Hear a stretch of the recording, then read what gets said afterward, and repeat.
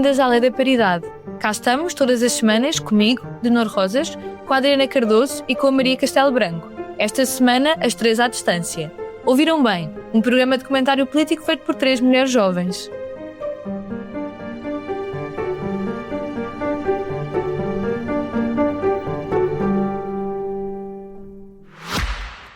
Subscrever o Expresso é ter acesso à melhor informação, a uma vasta oferta de conteúdos exclusivos e à opinião de referência. Subscrever o Expresso é tornar-se membro do nosso clube, poder ser voz ativa de uma comunidade informada e beneficiar de vantagens exclusivas. Subscreva o Expresso em expresso.pt/digital. Expresso. Liberdade para pensar. E esta semana começamos com um tema nacional, mas seguimos logo de seguida,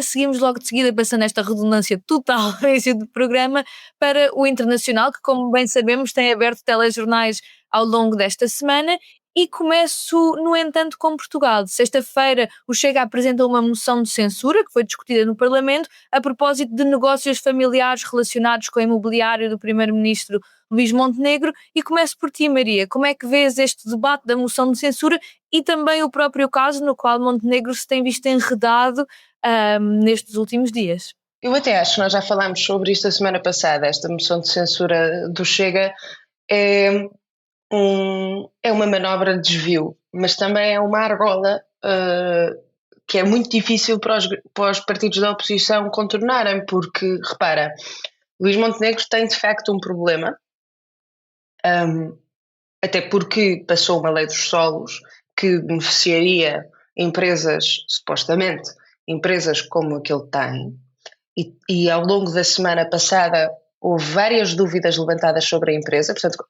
quando nós gravámos, sabia-se que ele tinha criado uma empresa em 2021, que um dia antes de assumir o PSD passou à mulher com quem vivia em comunhão de adquiridos, ou vive em comunhão de adquiridos, mais aos filhos, e depois, uma semana depois de tomar posse, a empresa teve a atualização do objeto social para incluir a compra e venda de imóveis. Isto era o que nós sabíamos quando gravámos a semana passada.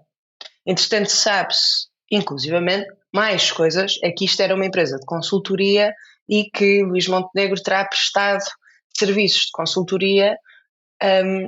não se sabe a quem, não foram revelados os clientes. Luís Montenegro diz que não pode por causa dos clientes, mas sabe-se que foram em montantes muito avolumados. Teve um salto de receitas muito grande e há questões às quais o Primeiro-Ministro não respondeu na sexta-feira. Portanto, isto de repente, o caso pode ser uma coincidência, o caso pode ser um caso que seja preciso prestar contas politicamente, mas na verdade deixou de ser isto e passou a ser um caso sobre o Chega, a moção de censura do Chega. Os partidos à esquerda não conseguiram contornar esta questão. Aliás, eu creio que Pedro Nuno Santos esteve bastante bem porque conseguiu dizer não vou incluir o Partido Socialista nesta moção de censura. No entanto, preciso que o Primeiro-Ministro preste contas ao Parlamento e diga o que é que se passa, até porque há uma questão de nós, enquanto cidadãos, olharmos para o Primeiro-Ministro e sabermos que o Primeiro-Ministro é uma pessoa que não tem fios agarrados a outras coisas. É importante o Primeiro-Ministro dizer o que é que se passa, com quem é que fez estes negócios, porque é que esta empresa tem a sede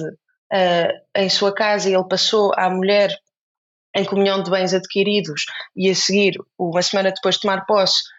houve uma atualização do objeto social, mas sobretudo quem é que são estes clientes de Luís Montenegro durante os 3 anos em que esteve na gerência da empresa. E Luís Montenegro a isto não respondeu, mas conseguiu safar-se muito bem, até porque teve uma coreografia montada pelo seu líder parlamentar, Hugo Soares,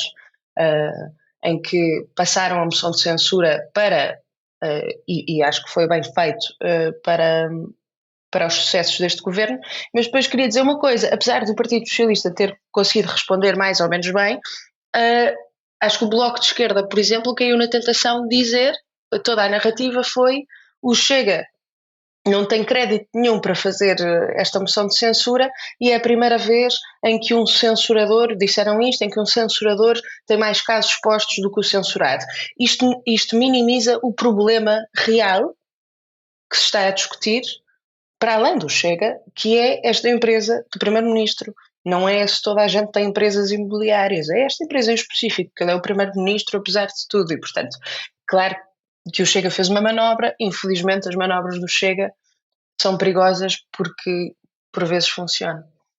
E passo para ti, Adriana, também já falámos a semana passada e tu tinhas até opiniões um tanto ou quanto contrastantes com as nossas sobre esta questão, tanto da moção de censura como da reação dos partidos e desta questão de fundo da lei dos solos, e passo para ti para saber como é que viste este debate da moção de censura, se mantens as mesmas ideias, o que é que terias a acrescentar a esta conversa? Depois do debate da moção de censura, acho que a minha posição ficou ainda mais fortificada. Especialmente porque percebeu-se que a empresa do Luís Montenegro não é uma imobiliária, é uma consultoria, é uma empresa de consultoria que tem um âmbito de atividades alargadas. Uma delas é a componente imobiliária. Portanto, um conjunto de ataques que foram feitos, inclusive pelo Chega, chamando o primeiro-ministro como um ministro da Remax ou coisas nesse género, não se verificam e no fundo ele explicou muito bem qual é que é o âmbito de atuação da empresa que no fundo deteve. Acho que ele foi muito para além de explicações daquilo que precisava de dar. Acho que se as pessoas perguntarem-se porque é que não diz claramente quais é que são os clientes, depois de ter e de se saber que um dos clientes foi o Grupo Cofina, no fundo soube-se que um dos clientes era o Grupo Cofina porque o Grupo Cofina fez a pergunta diretamente ao Primeiro-Ministro e portanto ele respondeu. Não foi uma questão de o Primeiro-Ministro divulgou que o Grupo Cofina foi seu cliente.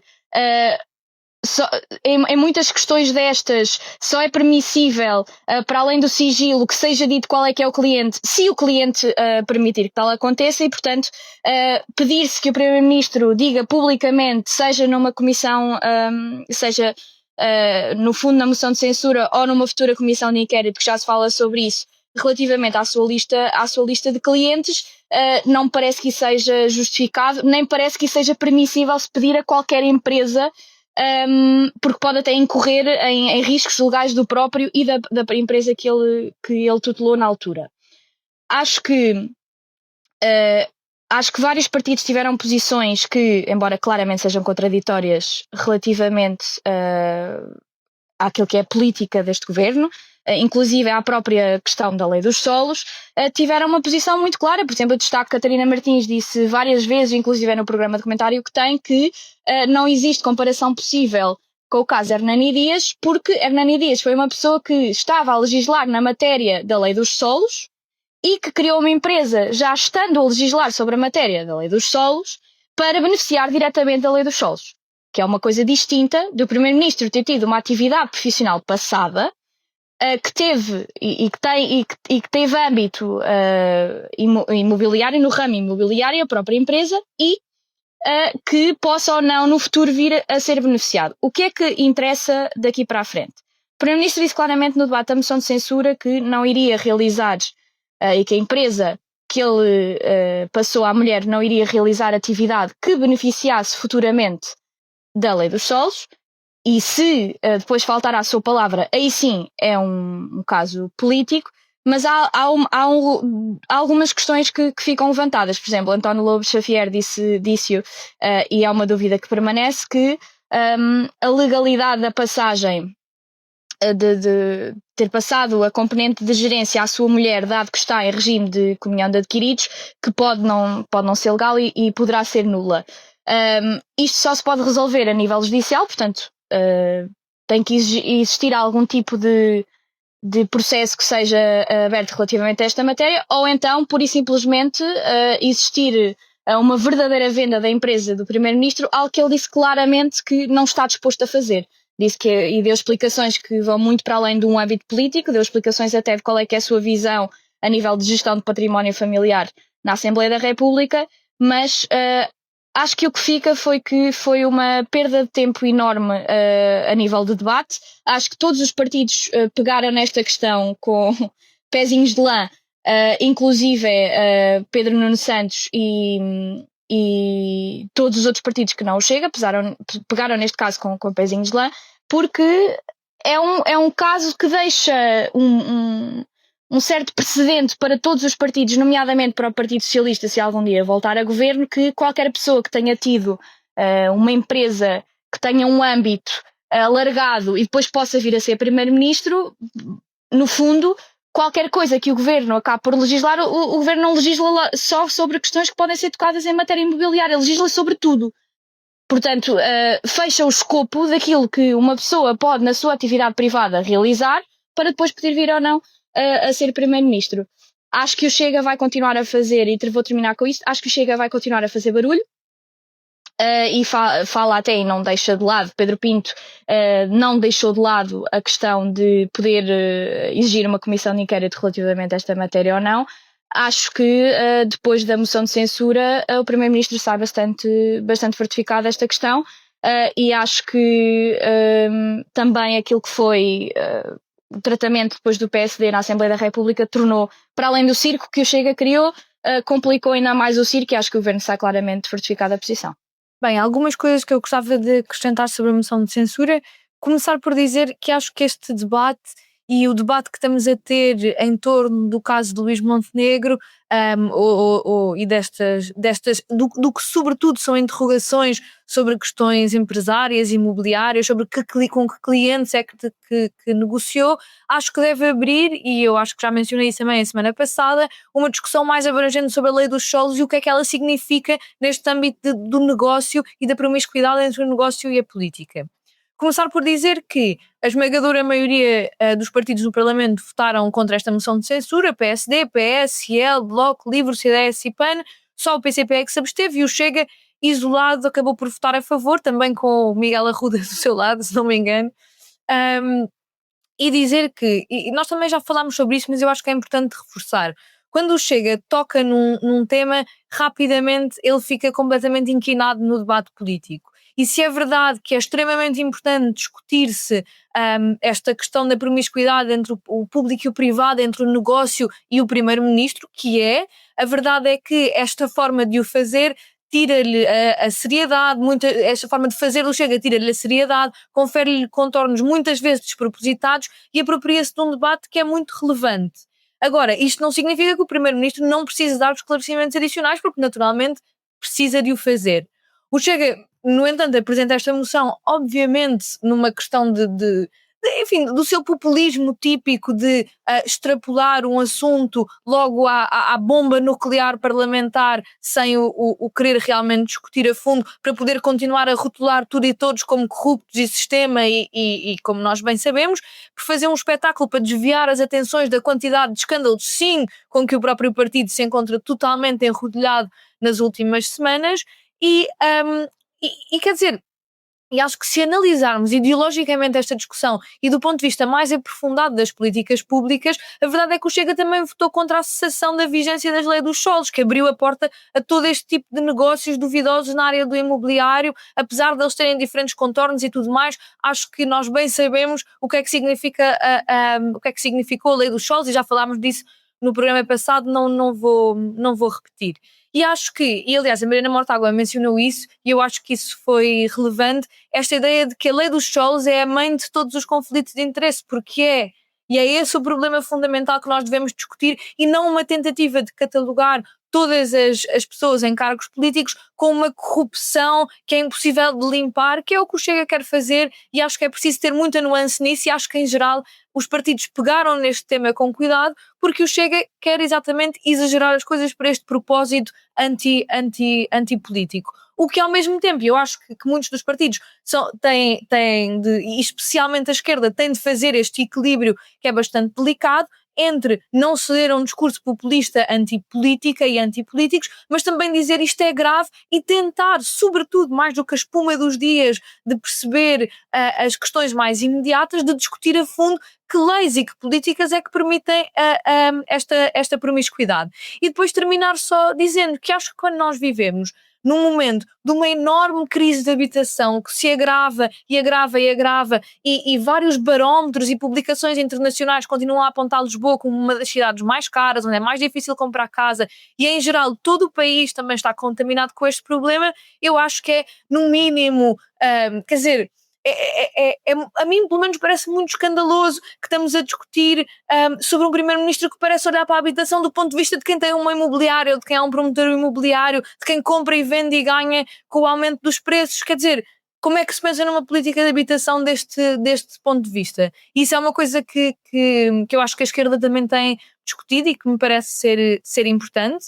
E com certeza é que teríamos aqui muito mais para discutir sobre este assunto, e acho até, diria eu, não querendo fazer futurologia, que ele se há de alongar para mais episódios, mas passamos agora para fora de fronteiras, para uma semana que do ponto de vista internacional tem sido muitíssimo atribulada. Também dizer que ontem, nós estamos a gravar terça-feira, ontem foi dia 24 de fevereiro, se assinalaram os 3 anos do início da guerra na Ucrânia, com novos desenvolvimentos, com a renovada administração Trump sobre o que poderá ou não vir a ser o futuro da Ucrânia, a participação da Europa nestas discussões, mas ao mesmo tempo, à medida que parece que há aqui uma nova mão que é lançada na política internacional, ou não, vamos ver. Houve também eleições na Alemanha no passado domingo, com um resultado que já se esperava, mas que com certeza vocês terão coisas a dizer. E agora, para inverter, começo contigo, Adriana, para trocarmos aqui a nossa ordem. Pega por aqui no fio que achares melhor neste emaranhado da política internacional na última semana. Eu convido-vos a ouvirem um episódio de podcast passado em que a Leonor, num dos temas que trouxe foi a Alemanha. Ela fez um bom rendezvous do que iria se passar e acabou por se passar nas eleições. Só para dar um resumo muito, muito breve, a coligação de centro-direita, que claro, o partido maioritário é a CDU, teve a votação mais expressiva. Contudo, teve uma quebra de voto bastante clara. O SPD foi o que teve a quebra de voto mais evidente do atual chanceler alemão.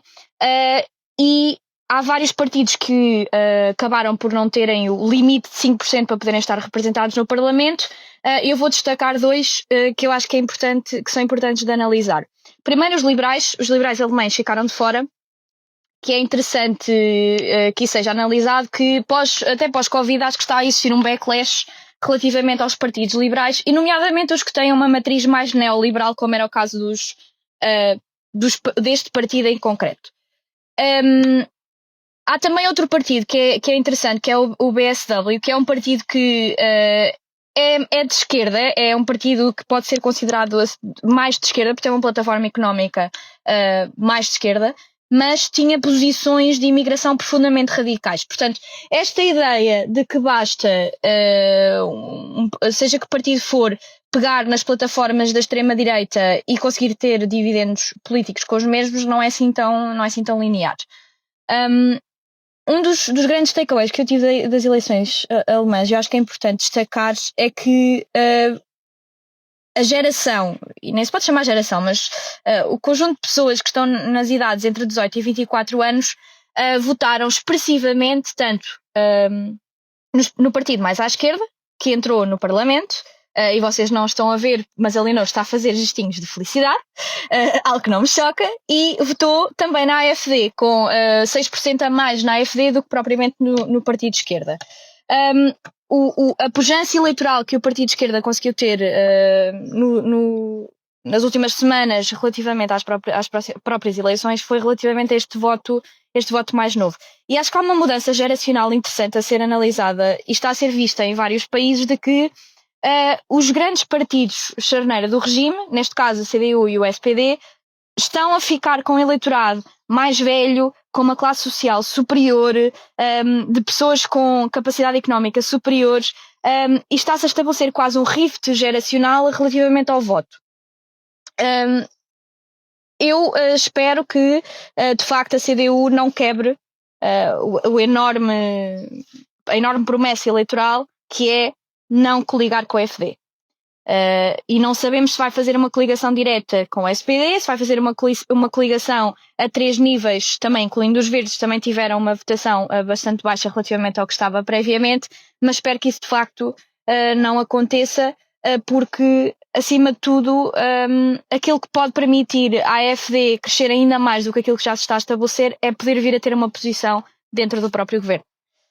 E Maria, no meio das questões alemãs e desta nova, ou talvez não, posição geopolítica da Europa face à Ucrânia, penso que até querias tocar mais no assunto dos 3 anos da guerra da Ucrânia, portanto passo para ti, para o que quiseres dizer sobre isto. Queria porque é muito importante. Neste momento nós tivemos a Europa a pausar, em suspense, a tentar perceber o que é que se ia passar com as eleições alemãs, e para conseguir perceber a trajetória que vamos tomar, porque estamos cada vez mais a perceber que os Estados Unidos estão a descartar a Europa como aliada, que é aliada histórica, não é? E estão cada vez mais a olhar para o Kremlin, para Moscovo, como um possível parceiro, como para Zelensky, aliás, como um ditador. Quer dizer, nós ouvimos Trump a semana passada a ir mais longe do que a própria propaganda russa, porque nunca ouvimos Vladimir Putin a dizer que Zelensky era ditador e vemos o presidente dos Estados Unidos. Portanto, strange times we're living, porque de repente o aliado, bom, a Leonor nunca gostou deste império americano, não é? Mas de repente temos o nosso principal aliado, da NATO. Eu não gosto de império nenhum. Mas gostas particularmente do americano, para seres honesta? Está bem, certo. Mas de repente nós conseguimos perceber, com este afastamento dos Estados Unidos, que a paz, esta fantasia em que nós estávamos a viver depois do fim da Guerra Fria, de que poderíamos viver num continente sob o guarda-chuva americano, num continente que é pacífico, que vê a Rússia como Angela Merkel viu, aliás, durante muito tempo, a Rússia como um possível parceiro, até que através da dependência económica conseguiria acalmar as suas pretensões expansionistas. Isto tudo era uma ilusão. O erro foi nós acreditarmos que a paz era definitiva, que a paz era gratuita, que a segurança europeia era um efeito secundário da nossa democracia, era um direito adquirido, e não nos armámos. Esperámos de facto que os Estados Unidos armassem a NATO. E mesmo em 2014, depois da anexação da Crimeia, não nos mexemos. Em 2022 a Europa hesitou, a Europa esteve a financiar a guerra na Ucrânia, mas não esteve a financiar o seu próprio armamento. E depois temos narrativas como a de Trump, que é falsa, que é que a Europa esteve dependente dos Estados Unidos para financiar a guerra europeia, e felizmente vimos ontem, à hora que gravamos, mas anteontem, para quem nos ouve, o presidente Macron a reunir com Trump, que lhe disse e corrigiu a dizer, de facto, que a Europa tem mandado mais dinheiro para a Ucrânia do que os Estados Unidos. Mas qual é que é o problema aqui, para quem nos ouve? Qual é que é o problema? É falso que a narrativa de que a segurança ucraniana depende do orçamento americano. É verdade que a Europa sustentou a guerra com mais dinheiro, são neste momento até 132 mil milhões de euros para a resistência ucraniana, mas é verdade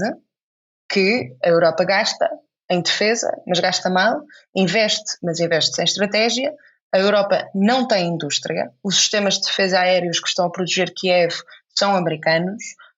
os Patriots que interceptam os mísseis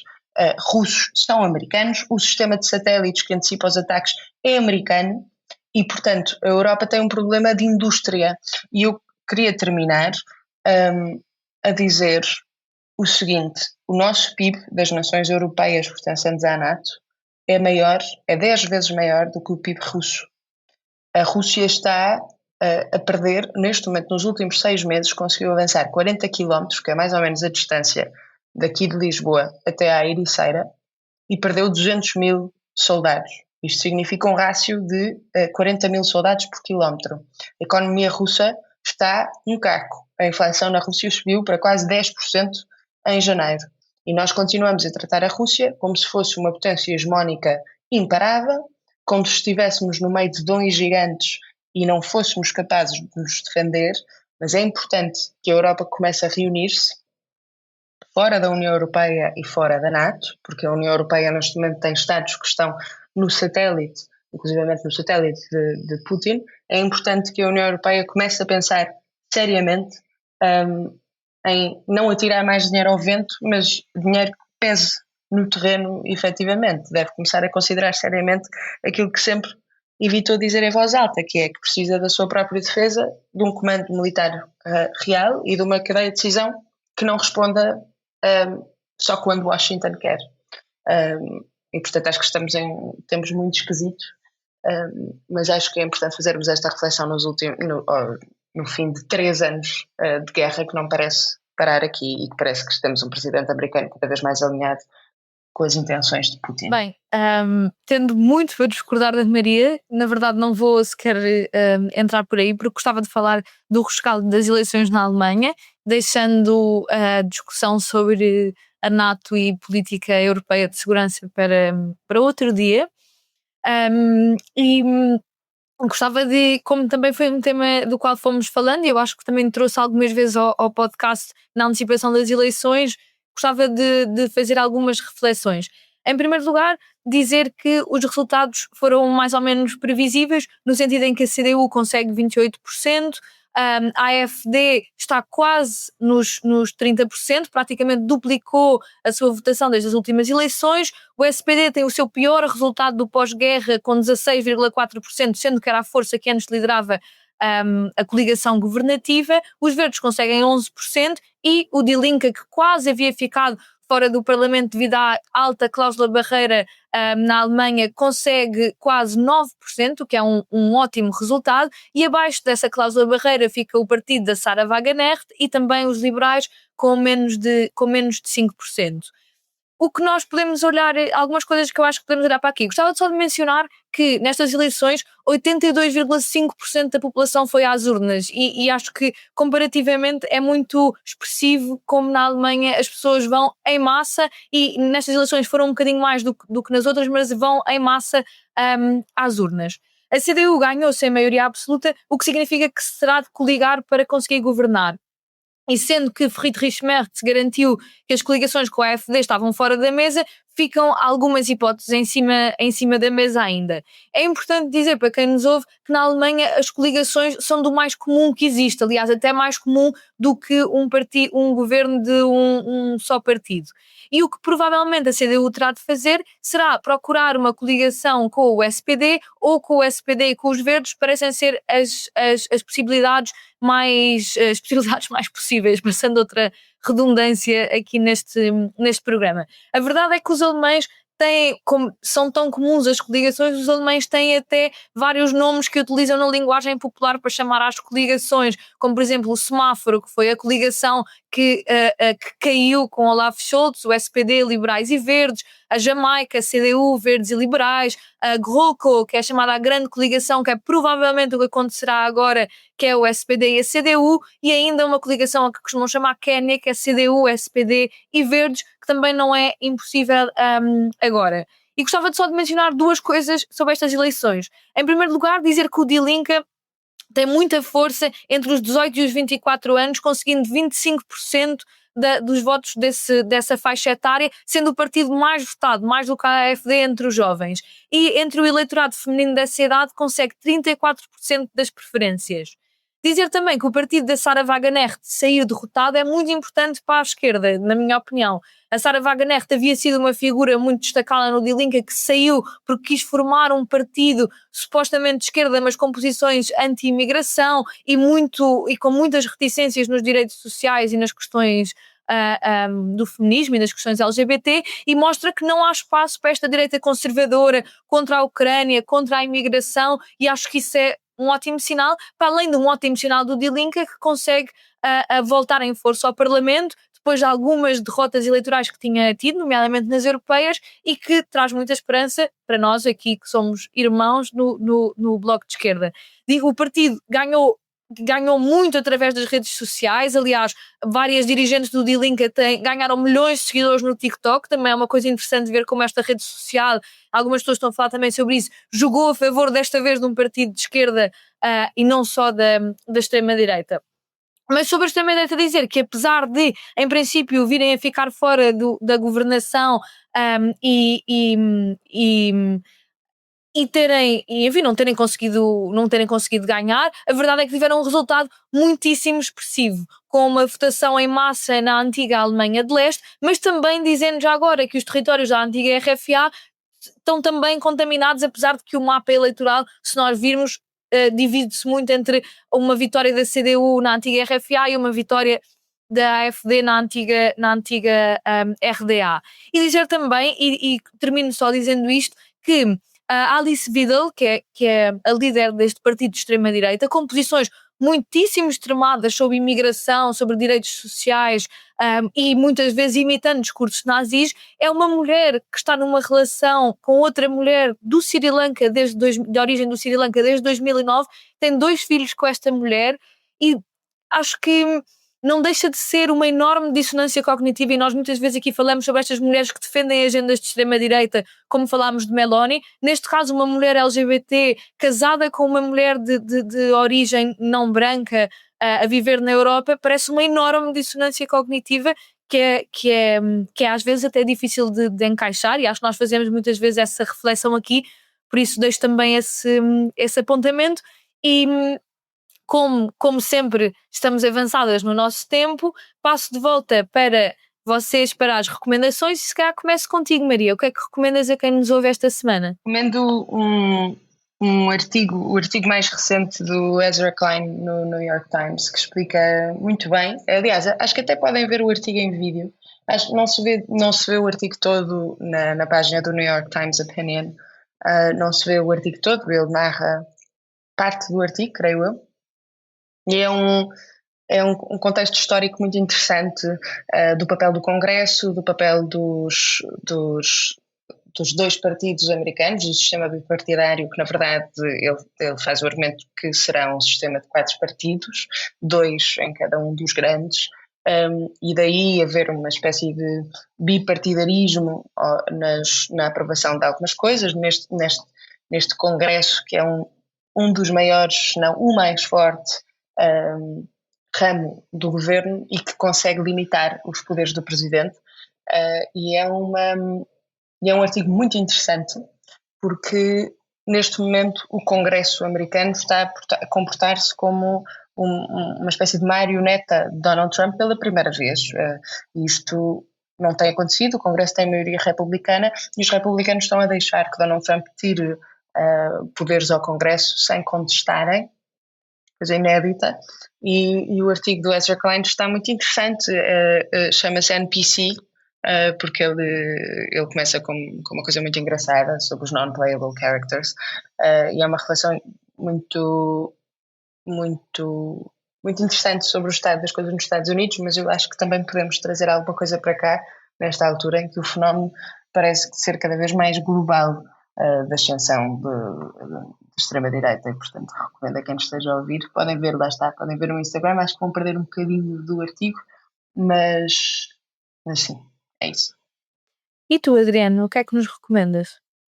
Bom, eu vou recomendar uma série na Netflix que acho que é mesmo muito interessante, e é um bocadinho para sair do componente política, mas acho que vale mesmo muito a pena ler e, no fundo, ver a série e depois ler, se quiserem, o livro de investigação que deu a base à série, que é o Apple Cider Vinegar, que fala sobre 2 pessoas, 2 personagens. Primeiro que tudo, a Belle, que foi uma das primeiras influenciadoras relativamente terapêuticas alternativas para tratar cancro anti-medicina alternativa, e fala ao mesmo tempo da Mila, que é outra personagem que, quando lhe foi diagnosticado um cancro muito, muito invasivo no nível dos tecidos do braço dela, em que lhe foi dito que ela tinha que remover o braço, ela começou, no desespero de, evidentemente, ser uma rapariga jovem de 20 e poucos anos, não querer remover o seu braço, caiu numa rede de pessoas e de influencers de medicinas, eu recuso-me a chamar medicinas, mas pronto, de terapêuticas alternativas, e foi para uma clínica no México que trataria estas questões, e ao mesmo tempo a sua própria mãe apanhou cancro, ela levou a mãe para a mesma clínica e as 2 acabaram por morrer. Portanto, é mesmo muito importante para as pessoas verem aquilo que são os efeitos reais da lógica e todo este patuá anti-medicina convencional, que tem riscos claros bem identificados, que são utilizados por grandes empresas que vendem estes produtos de terapêuticas alternativas e que acabam sempre da mesma forma, que é as pessoas mais frágeis acabarem por falecer. Portanto, acho que vale mesmo muito a pena, e se tiverem paciência e quiserem lerem o livro da investigação primordial relativamente a esta matéria que deu, pôs a base para a série. E termino eu gostava de recomendar um livro que se chama Loverman, da Bernardine Evaristo. Eu acho que até o livro recentemente foi transformado numa série, ou vai ser, na verdade eu não vi, só li o livro, de uma autora inglesa, académica e ativista antirracista e feminista, e é um livro muito divertido, por um lado, porque conjuga a leveza de um protagonista que tem muito humor com o peso da repressão da homossexualidade e das identidades queer que passam uma vida inteira no armário.